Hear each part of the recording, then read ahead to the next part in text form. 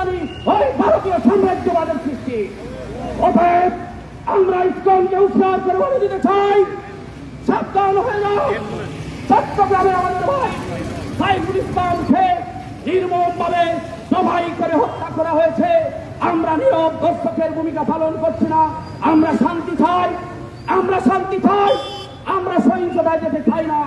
কিন্তু মনে রেখে দিতে চাই, মনে করিয়ে দিতে চাই, বাংলাদেশের জনগণ হাতে লাঠি নিতে যাবে।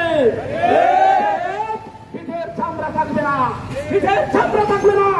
তোমাদের ভগবান হাসিনা পালিয়ে গিয়েছিল, তুমি হাসিনাকে ভারত রক্ষা করতে পারে নাই। যদি বাংলাদেশে তোমরা অস্থিতিশীল করতে চাও, দেশকে নিয়ে ষড়যন্ত্র করতে চাও, জনগণকে নিয়ে এমন আন্দোলন করে তোলা হবে, পিঠের চামড়া রাখবে না। হাসিনা যেই পথে গিয়েছে সেই পথে থাকবে। ভারত মোদী তোমাদের রক্ষা করতে পারবে না। আজকের